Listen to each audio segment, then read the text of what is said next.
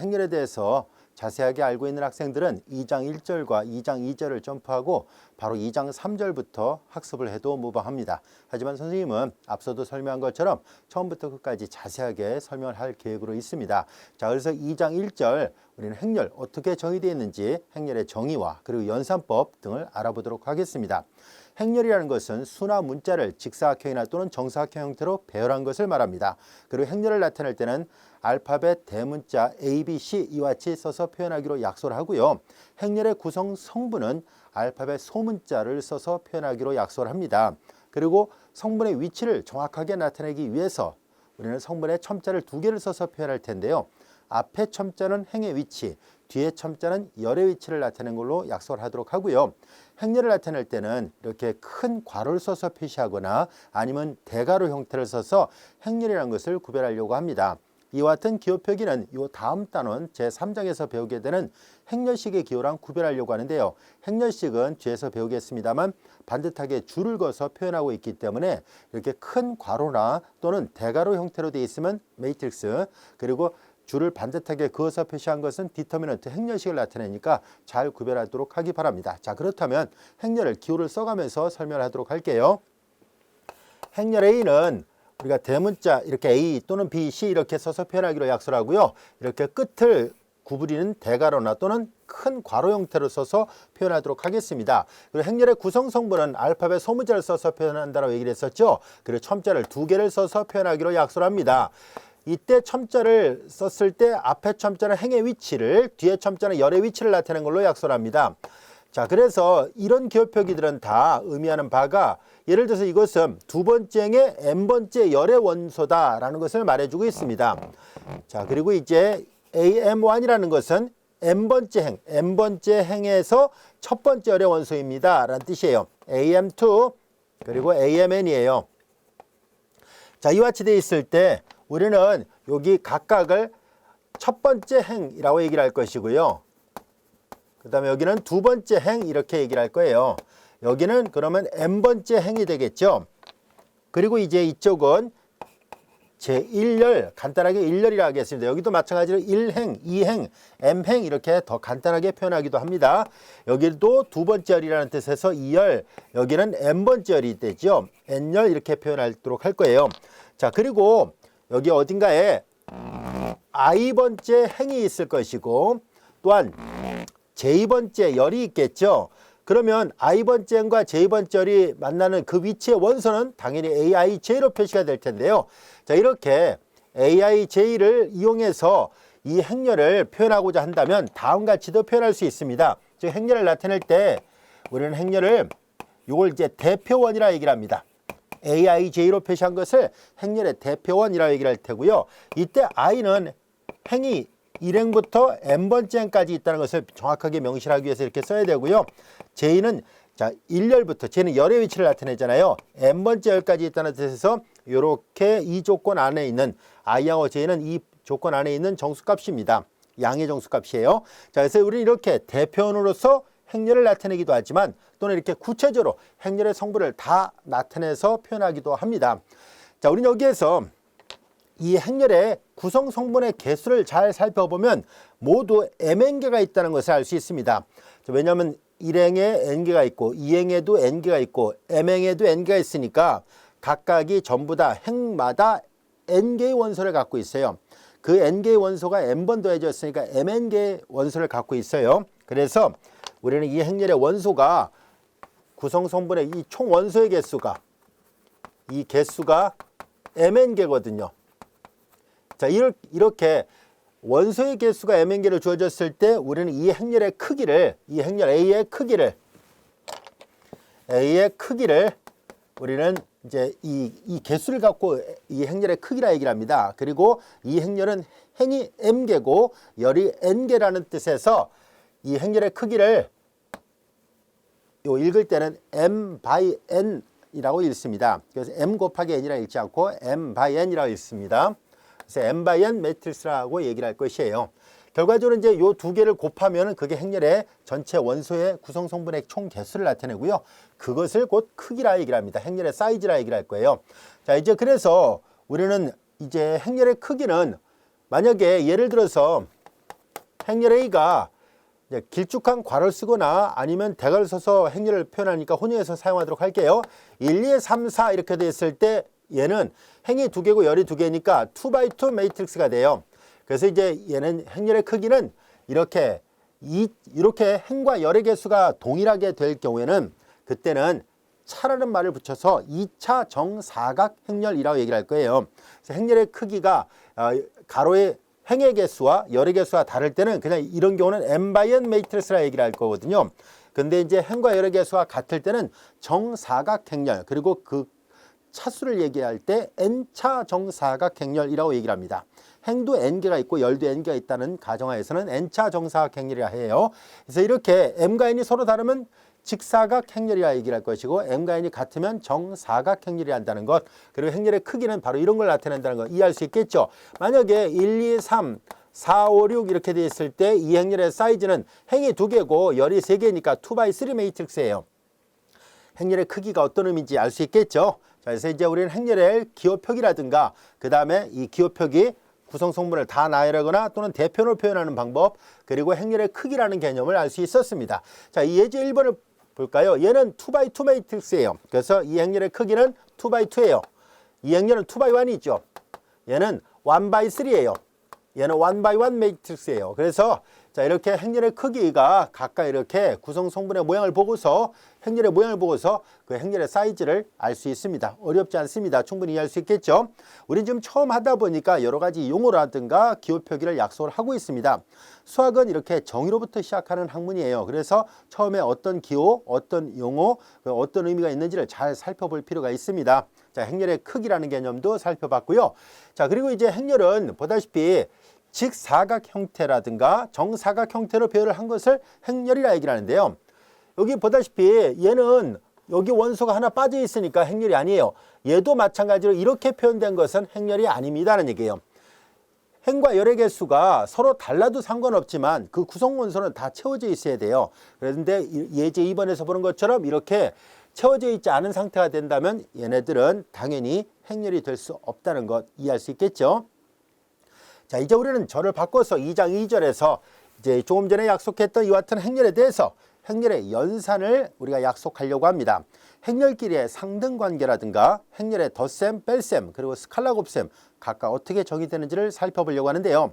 우선 행렬이 서로 같다라는 얘기를 하려고 할 때는 반드시 두 행렬의 사이즈, 즉 이 크기가 서로 일치하는 두 행렬일 경우에만 두 행렬을 비교할 수 있습니다.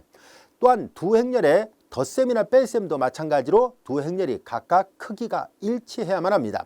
예를 들어서 A가 2x3 매트릭스라면 B도 마찬가지로 2x3 매트릭스가 되어 있어야만이 서로 간에 두 행렬이 같다 또는 덧셈 또는 뺄셈 이런 것들을 약속할 수 있습니다. 자, 그래서 우리는 행렬의 상등관계와 행렬의 덧셈, 뺄셈 각각 어떻게 정의되는지를 한번 살펴보도록 하죠. 자, 이제 행렬 A가 주어져 있습니다. AIJ 대표를 써서 표시하고요. 이렇게 대괄호뿐만 아니라 소괄호를 써서 표시해도 상관없겠죠. 자, 이제 n/n 매트릭스가 되고요. B도 마찬가지로 BIJ n/n 매트릭스가 이렇게 주어져 있을 때 보다시피 크기가 서로 같아야만 합니다. 이때 두 행렬이 같다라는 얘기, A하고 B가 서로 같다라는 말의 의미는 정확하게 구성 성분끼리 서로 같을 때를 말합니다. AIJ하고 BIJ가 서로 같을 때만 두 행렬이 같다라고 얘기를 할 겁니다. 그리고 수학에서 사용하는 정의는 언제나 필요 충분 조건을 얘기합니다. 구성 성분이 같을 때 두 행렬이 같다 하고 이렇게 쓴다라고 약속을 하는데요. 결과적으로 이 기호 표기는 곧 이 말을 의미하기도 합니다. 그래서 서로 간에 필요 충분 조건을 나타냅니다. 그러니까 정의, 데피니션은 언제나 뭐뭐이면 뭐뭐이라고 하자. 그리고 기호는 이렇게 쓴다라고 약속을 하거든요. 결과적으로 이제 그럼 그 기호를 썼다는 얘기는 이러이러한 가정도 만족돼야 된다는 것을 말해줍니다. 그래서 우리는 이렇게 이 조건을 만족할 때 이렇게 표시하고 두 행렬이 같다라고 얘기를 하는데요. 결과적으로 두 행렬이 같다는 얘기는 이 조건이 만족함을 의미하고 있습니다. 자, 이번에는 두 행렬의 덧셈을 정의할 텐데요. 두 행렬의 덧셈은 각각의 구성 성분끼리 덧셈으로 약속을 합니다. 즉 AIJ 플러스 BIJ, 즉 각각의 구성 성분에 같은 위치에 있는 원소끼리 더한 것으로 표시가 됐을 때 그때서야 두 행렬이 같다라고 얘기를 할 거고요. 마찬가지예요. 즉 두 행렬이 좀 더 정확하게 표시한다면 이런 말입니다. 두 행렬의 덧셈이라는 것은 어떻게 약속을 할 것인가 하면은 좀 더 기호를 자세하게 쓰죠. aij 더하기 bij라는 이 기호 표기는 다음같이 정의하겠습니다라는 얘기예요. 같은 위치에 있는 것끼리 더하는 걸로 aij 플러스 bij로 이해할 수 있겠죠. 두 행렬의 합은 이렇게 약소를 합니다 라는 얘기고요. 자, 같은 방법으로 두 행렬의 차는 이렇게 같은 위치에 있는 것끼리 빼는 걸로 약소를 합니다. 어렵지 않죠? 충분히 이해할 수 있습니다. 자, 그리고 이제 행렬의 스칼라배는 구성원소 모두에다 스칼라배를 하는 걸로 약소를 합니다. 즉 aij라는 요 구성원소에다가 모두 다 k배를 한 것을 의미합니다. 어렵지 않습니다. 자, 이것이 바로 두 행렬의 덧셈, 뺄셈, 그리고 스칼라 곱셈이라는 개념이에요. 자, 그리고 이제 덧셈이나 뺄셈, 상등관계는 아주 쉽게 이해할 수 있는데요. 그러나 행렬의 곱은 여러분들이 만약에 행렬을 처음 접했을 때는 약간 의아스러울 정도로 행렬의 곱은 좀 특이하게 정의가 되어 있습니다. 이 행렬의 곱이 이렇게 특별하게 정의가 된 이유는 연립방정식을 행렬 형태로 바꾸는 과정에서 자연스럽게 행렬의 곱이 이렇게 될 수밖에 없다는 것이 알려지게 됐기 때문이거든요. 자, 그래서 행렬의 곱은 같은 원소끼리 곱하는 걸로 약속한 것이 아니라 두 행렬이 4번입니다. A하고 그리고 B라는 두 행렬의 곱이에요. 보통 이제 행렬과 행렬끼리 곱은 점도 표시하지 않고요. 그 다음에 그냥 보통 문자 생략해서 그냥 같이 붙여서 씁니다. 자, 이렇게 알파벳 대문자 A하고 대문자 B가 이렇게 가운데 아무 연상기억 없이 이렇게 붙어 있으면 두 행렬의 곱이라는 뜻으로 사용할 거예요. 만약에 A라는 행렬이 n/n 매트릭스가 되고요. 그 다음에 B라는 행렬이 만약에 n/r 매트릭스라고 가정할게요. 두 행렬의 곱을 계산할 때 반드시 앞에 있는 행렬의 열의 개수와 뒤에 있는 행렬의 행의 개수가 같은 경우에 한해서만 곱이 정의됩니다. 이렇게 해서 정의된 행렬을 우리가 C라 표시한다고 약속을 한다면 이 C라는 행렬은 이 앞에 있는 행렬의 행의 개수 M 그리고 뒤에 있는 행렬의 열의 개수 R, 즉 n/r 매트릭스로 나타나게 됩니다. 두 행렬의 곱은 이렇게 독특하게 약속되어 있어요. 앞에 곱해진 행렬의 열의 개수와 뒤에 곱해진 행렬의 행의 개수가 같은 경우에 한해서만 곱이 정의된다는 사실을 잘 알아두시기 바라고요.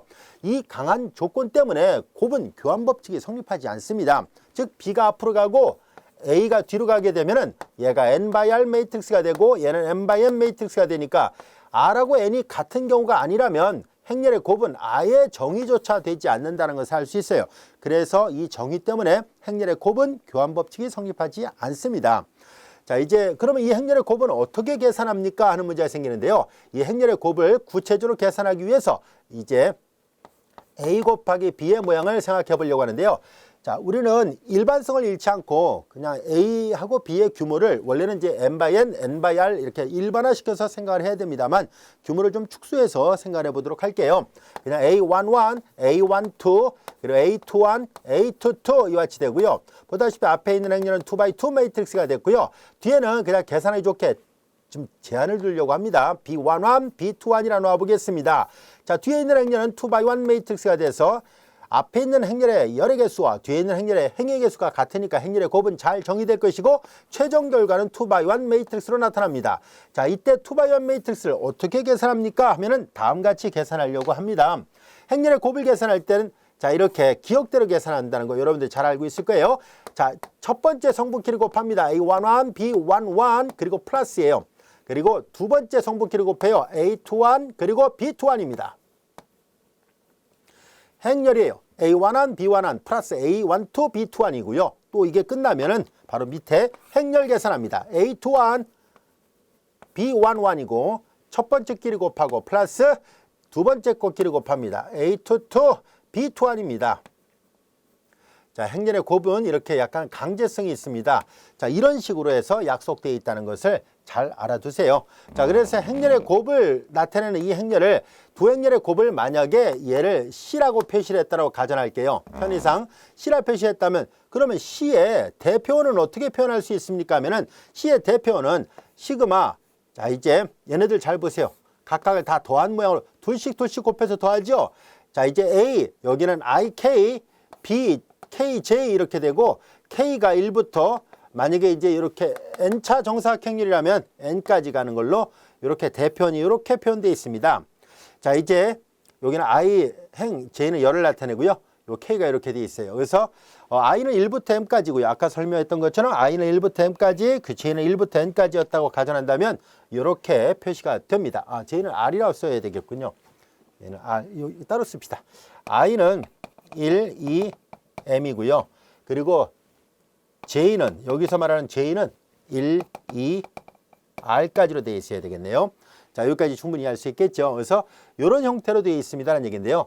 자, 좀 곱이 좀 독특하게 되어 있는 이유는 곧 우리가 연립 1차 방정식을 행렬 방정식을 이용해서 표현할 때 자연스럽게 그 표현 방법을 서로 일치시키는 과정에서 곱을 이렇게 사용할 수밖에 없다는 것을 알게 될 겁니다. 뒤에 가서 그런 예문을 또 다뤄보도록 할게요. 그래서 두 행렬의 곱에 관해서 이렇게 되어 있습니다라는 것, 그 계산은 이렇게 합니다. 이미 여러분들이 고등학교 교과 중에서도 이걸 학습을 했기 때문에 아마도 충분히 이해할 수 있을 거라 생각하고요. 혹시 오래전에 배웠던 학생들이 할지라도 기억이 날 거라 생각합니다. 자, 이어서 우리는 행렬을 표시하는 방법으로서 우리는 행벡터와 열벡터를 표현하는 방법을 알아보려고 합니다.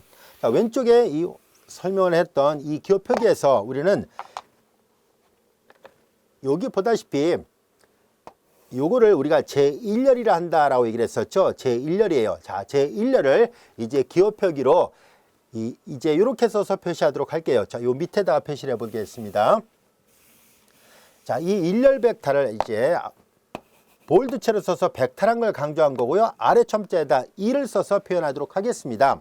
그럼 같은 논리로 그럼 여기는 두 번째 열이 되니까 두 번째 열 벡터라서 A2 이렇게 되겠죠. 여기는 그러면 n번째 열이잖아요. n번째 열이니까 볼드체로 써서 벡터란 걸 강조하기 위해서 이렇게 쓴 거예요. 자, 그러면 같은 방법으로 여기 첫 번째 행, 두 번째 행, 이렇게 n번째 행 이런 게 있잖아요. 그래서 여기도 마찬가지로 이제 노란색으로 이렇게 블록을 잡았을 때 여기가 첫 번째 행의 원소들이죠. 자, 첫 번째 행은 A 위에다가 1 이렇게, 아래 첨자는 우리 책에서 저자분들이 아래 첨자는 열 벡터를 나타낼 때 사용한 거고요. 위 첨자는 행벡터를 나타낼 때 사용한 걸로 약속을 했어요. 자, 이제 우리는 여기도 마찬가지로 여기는 두 번째 행벡터라서 A2 이렇게 쓰겠습니다. 여기는 n번째 행벡터가 되겠죠. n번째 행벡터 이와 같이 됩니다. 자, 그러면 이제 우리는 이 기호 표기대로 한다면 A라는 행렬을 이 매트릭스를 우리는 좀 더 간결하게 표현할 수 있다고 할 수 있어요. 즉 제1열이 A1 벡터로 구성되어 있죠. 즉 열 벡터를 이용해서 행렬을 표현할 수 있다는 것을 알 수 있는데요. 두 번째 열은 A2 그리고 맨 마지막에 n번째 열은 AN 이런 식으로 표현할 수 있구나라는 것을 알 수 있습니다. 행렬을 구성 성분을 다 나열하지 않고 n개의 열 벡터들로 대표적으로 표현하는 것이 가능하다는 것을 알 수 있고요. 또한 이제 같은 논리로 우리는 이 행벡터로도 표시할 수 있겠죠. 그래서 이해를 돕기 위해서 색깔을 맞춰서 표현해 볼게요. 이제 1행 벡터는 A1 벡터, 2행 벡터는 A2 벡터 이렇게 돼 있으니까 n번째 행 벡터는 m번째 행 벡터 이렇게 나타낼 수 있습니다. 자, 그래서 이렇게 행렬을 표현할 때 열 벡터를 이용해서 표현할 수도 있고 행 벡터를 이용해서도 표현할 수 있어요 라는 것을 알 수 있습니다. 이 기호 표기는 우리 앞에서도 했었죠. 이렇게 대괄호를 써서 표시한 건 사실상 얘를 의미한다 라고 얘기를 했었습니다. 앞에서도 설명했던 기호 표기예요. 행벡터라는 걸 좀 더 강조하기 위해서 쓴다면 이렇게 쓸 수 있겠죠. 이해되겠죠? 자, 그래서 이렇게 해서 표현할 수 있습니다 라는 것을 알게 됐습니다. 그래서 열 벡터를 이용해서 표시하게 되면, 이런 열 벡터를 이용해서 표시하게 되면 이렇게 쓸 수 있다는 것. 그리고 마찬가지로 행 벡터를 이용해서 표시하게 된다면은 요 끝을 구부린 거는 행벡터를 우리가 이 여백을 좀 줄여서 표시하기 위해서 이렇게 끝을 구부려서 표시한다라고 얘기를 했었잖아요. 이 말과 같은 말입니다. 그래서 이렇게 해서 행렬을 표현할 때 열 벡터나 또는 행 벡터를 이용해서 표현이 가능하다라는 것을 알 수 있습니다. 자, 이제 우리는 이 행 벡터와 열 벡터를 이용해서 우리는 행렬의 곱을 표현을 해 보려고 하는데요. 앞서도 선생님이 얘기를 한 적이 있었습니다. 내적 단원에서 우리가 한글에 어점 언어 계산할 때는 스칼라지만 아점 언어 계산할 때는 스칼라가 아니라고 얘기를 했었잖아요. 바로 이 모양을 잘 보세요. 이 모양이 자 이렇게 됐으니까 마치 한글의 아자 모양이잖아요. 자, 그래서 이렇게 아자 모양으로 되어 있으면은 이거는 매트릭스가 돼요. 어자 모양이 되면 스칼라가 되고 이거는 행렬이 된다는 걸 잘 구별을 해야 되는데요. 자, 우리는 이 곱을, 행렬의 곱을, 두 행렬의 곱을 이제 이 기호 표기가 말하고자 하는 것은 뭐냐면은 자, 얘네들을 이용해서 표현해 보자 라는 얘기예요.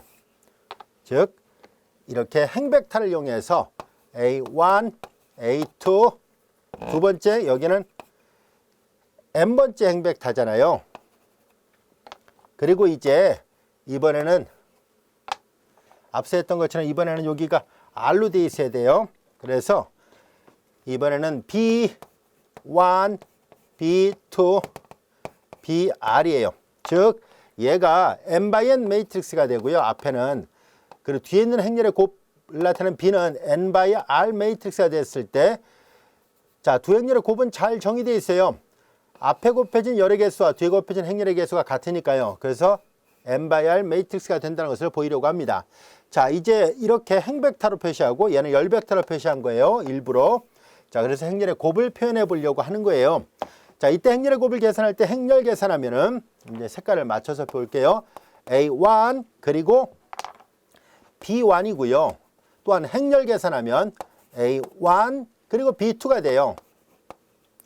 쭉 가서 그리고 A1 그 BR 이와 같이 될 것이고요. 자, 두 번째도 마저 보겠습니다. 행렬 계산하는 거예요. 행렬 계산하니까 A2, B1 기호 표기 충분히 이해할 수 있죠. 어렵지 않습니다. A2 그리고 B2예요. 그리고 행렬 계산하니까 A2, BR 이와 같이 됐고요. 자, 이제 나머지도 표현해 본다면 똑같은 방법으로 A의 n번째 행벡터 그리고 B1이고요. AM 그리고 B2 AM BR 이렇게 되는구나 라는 것을 알 수 있습니다. 자, 이렇게 해서 우리는 두 행렬의 곱의 의미가 어떤 의미인지를 알 수 있게 됐습니다. 이 기호 표기 충분히 이해할 수 있겠죠. 어렵지 않습니다. 책의 가운데 도트 표시한 것은 두 개를 곱했어요 라는 의미를 다루고 있습니다. 행벡터와 열벡터의 곱이라는 것을 나타내고 있습니다. 기호 표기를 간단하게 하기 위해서 선생님이 판서를 할 때는 가운데 점을 찍지 않고 표시를 했습니다. 자, 이제 그렇다면 이 연산법을 배웠으니까 직접 A, B, C라는 이 행렬이 주어져 있을 때 얘네들의 값을 계산해 보세요 라는 얘기인데요. 자, 이건 말로 설명하겠습니다. A 더하기 B는 같은 위치에 있는 것끼리 더하니까 1행 1렬은 3, 2, 4, 4예요. 3A는 각각의 구성원수의 3배를 하라는 얘기예요. 3, 6, 9, 12를 나타내고 있습니다. A 곱하기 B하고 B 곱하기 A를 계산해 보면 두 행렬의 곱은 교환이 되지 않는다는 것을 여러분들이 확인해 볼 수 있을 것이고요. A 곱하기 C는 얘는 2x2, 얘는 2x3니까 두 개를 곱하면 2x3라는 새로운 행렬이 나온다는 것을 직접 여러분들이 확인해 볼 수 있을 겁니다. 하나만 계산을 해보도록 할게요. 자, 이제 A 곱하기 B 하나만 해보겠습니다. A 곱하기 B. 자, 이제 행렬 계산하니까 2하고 1 곱하니까 2, 2하고 1 곱하니까 2, 두 개 더하니까 4예요. 행렬 계산하니까 이게 0이니까 뭐 다 0이 되겠네요. 행렬 계산하면 2, 3, 6, 그 다음에 1이죠. 4 곱하기 1이니까 4예요. 그러니까 10이네요. 그 다음에 행렬 계산하면 또 0이에요. A 곱하기 B는 이렇게 되어 있습니다. 라는 얘기고요. 교환이 안 된다는 걸 보이기 위해서라도 B 곱하기 A를 마저 해볼게요. 자, B 곱하기 A를 계산합니다. 자, 이제 행렬 계산합니다. 자, 이렇게 하니까 2, 그 다음에 이거 0이니까 여기 2예요. 자, 보세요. 벌써 행렬이 같으려면 크기가 같아야 되고 같은 위치에 있는 것끼리 같아야 되는데 A 곱하기 B하고 B 곱하기 A가 같지 않을 거라는 것을 알 수 있죠. 나머지는 생략하도록 할게요. 자, A 곱하기 C도 생략하겠습니다. 단순한 행렬의 곱은 여러분들이 충분히 계산할 수 있을 거라 생각합니다. 자, 이어서 예제 4번의 문제를 보겠습니다. 예제 4번이 말하고자 하는 것은 예제 3번은 구체적으로 숫자가 주어져 있다면 예제 4번은 문자로 주어져 있을 때 문자가 주어졌어도 마찬가지로 이들을 다 계산할 수 있다는 것을 보이시오라는 얘기입니다. 역시 얘도 그냥 대표적으로 하나만 설명하기로 하겠습니다. A 더하기 C만 해볼게요. 같은 위치에 있는 것끼리 더하는 거니까 A11 플러스 C11이고요.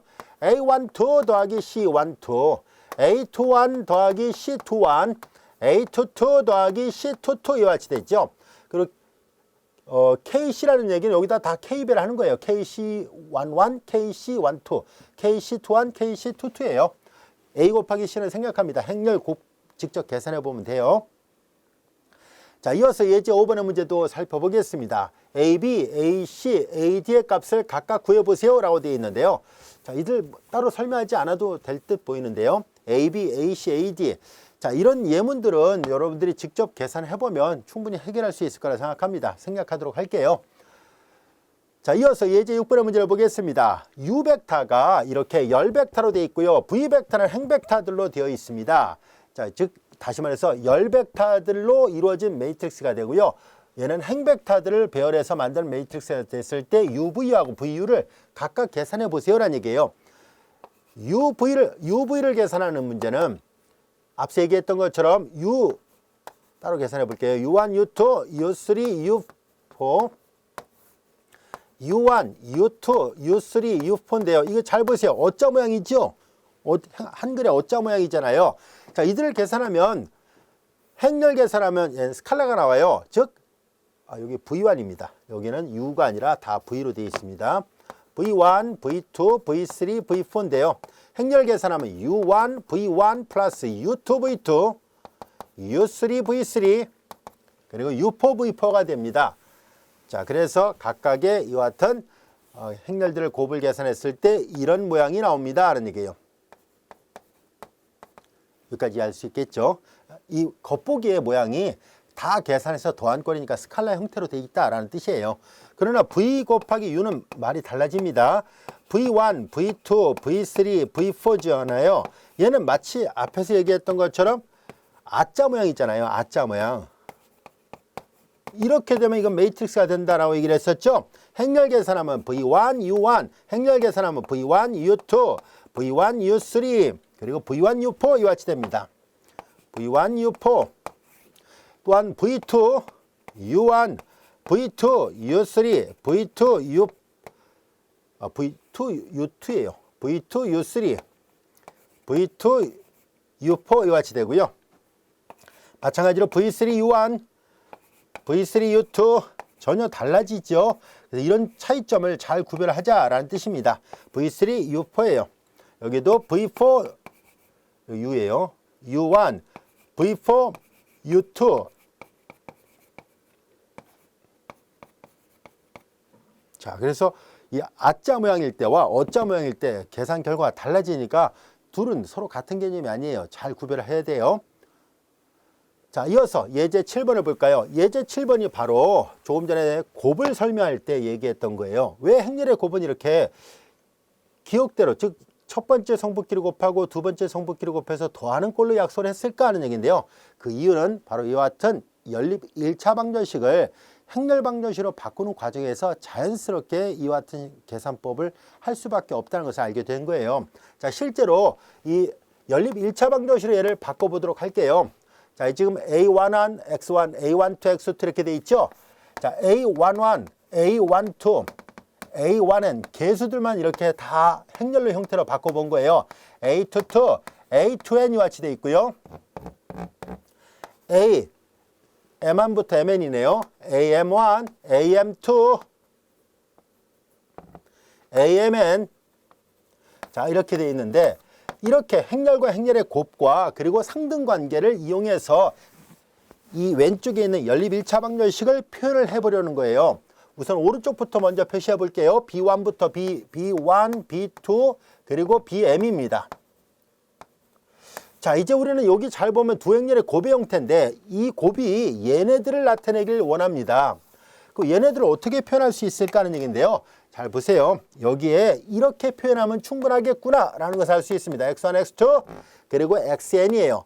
자, 앞서 얘기했던 것처럼 행렬의 곱은 얘가 n×n 매트릭스가 되고 얘는 n×1 매트릭스. 두 행렬의 곱을 정의할 수 있다는 것을 알 수 있죠. 그 최종 결과는 n×1 매트릭스가 되는데 이 모양이 정확하게 n×1 매트릭스가 돼요. 그리고 행렬의 곱은 기억대로 계산하죠. 행렬 첫 번째 성분끼리 곱하고 플러스 두 번째 성분끼리 곱하고 더하는 거예요. 계속. 그리고 맨 마지막 n번째 성분끼리 곱해서 더하는 거예요.